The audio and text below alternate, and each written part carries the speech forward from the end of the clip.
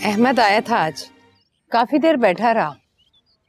तो नायला उसके साथ क्यों नहीं गई? पता नहीं कयूम साहब उनके घर के क्या मसले मसाइल चल रहे हैं। मुझे नहीं लगता कि ऐसा कोई मसला होगा जिसकी वजह से नायला यहाँ बैठी रहे। कोई तो मसला है कि उसको साथ लेकर नहीं गया। बात दरअसल ये है कि अहमद नायला को अलग घर में ले जाना चाहता है। क्या? कयूम साहब, पहले बेशक उनका एक मिसाली घराना था, लेकिन अब दोनों बेटों की शादी हो गई है। नायला को तो हम जानते हैं, जरा जुबान की तेज है, लेकिन भड़ास निकाल कर चुप हो जाती है। और फिर हम सब लोग उसे समझा भी देते हैं, लेकिन उसकी देवरानी को तो नहीं जानते हम, उसके घर वाले कैसे हैं।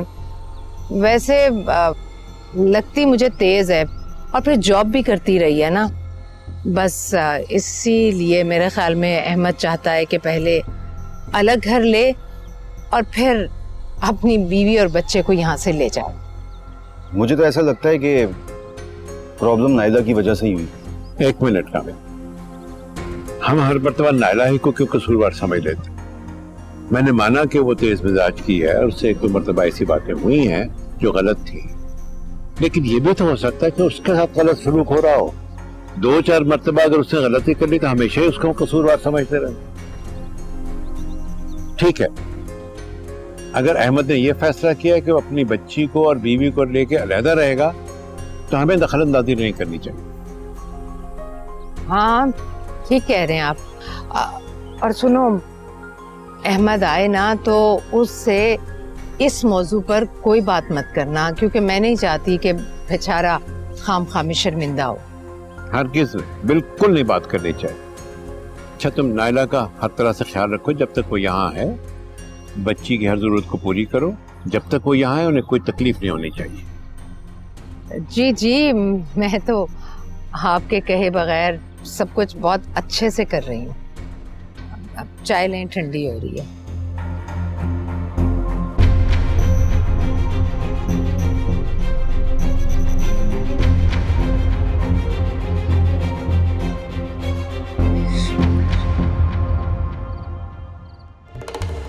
जुदा जुदा खफा खफा क्यों खुद से हो गए। देखो, अलग घर में रहना हर लड़की की ख्वाहिश होती है।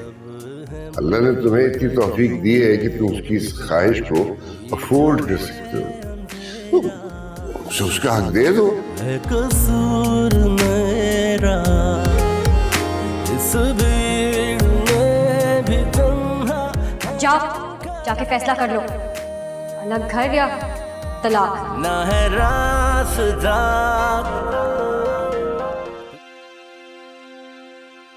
अहमद भाई आए थे, बैठे भी नहीं, फौरन चले गए। क्या हुआ था उनको? कुछ नहीं। लेकिन वो तो शायद तुम्हें लेने के लिए आए थे।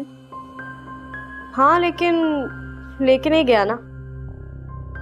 कह रहा था कि मैके में रहो जब तक दिल चाहे। मुझे मजाक नहीं करो प्लीज, मुझे बताओ क्या कहा उन्होंने। यार मुझे नींद आ रही है, जाके अम्मी से पूछो सारी कहानी।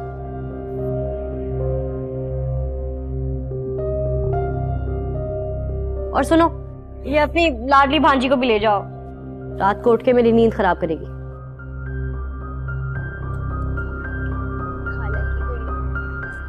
लाइट भी ऑफ कर देना।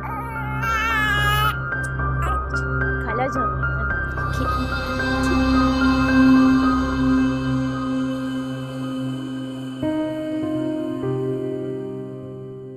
आप मेरी बड़ी भाभी हैं, मैं मानता हूं गलती मुझसे हुई है, प्लीज मुझे माफ कर दीजिए।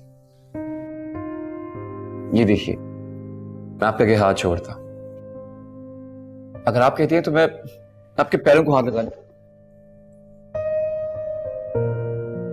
देखिए भाभी, हमने हाथ जोड़ के माफी भी मांग ली है,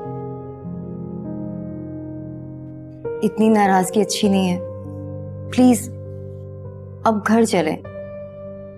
जब अहमद लेने आया था तब नहीं गई तो तुम लोगों के साथ क्यों जाऊंगी?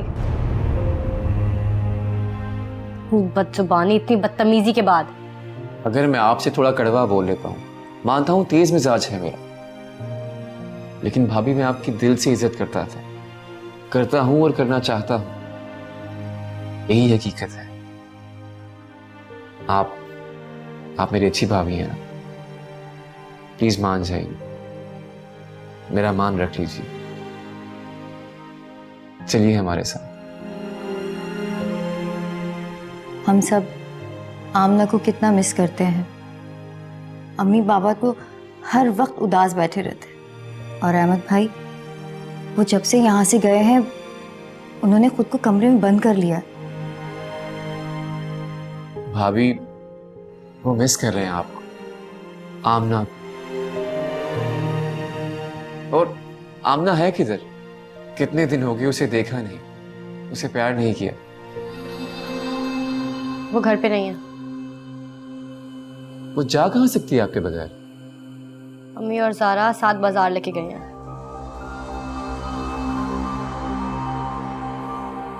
प्लीज भाभी चलिए ना घर वापस। मुझे सोचने के लिए कुछ वक्त चाहिए। भाभी हम कल शाम को आपको लेने के लिए आ जाएंगे। मैं फोन करके बता दूंगी। आप फोन ना भी करें हम फिर भी आ जाएंगे।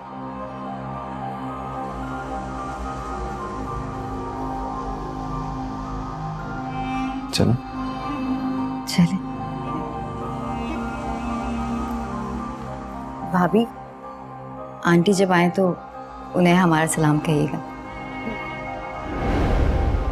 अस्सलाम वालेकुम आमिर भाई।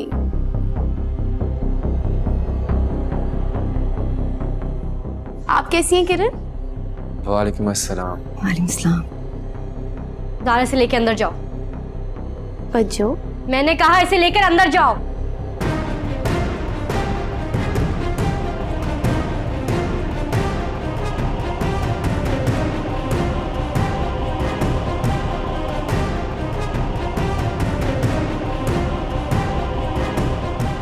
खुदा हाफिज।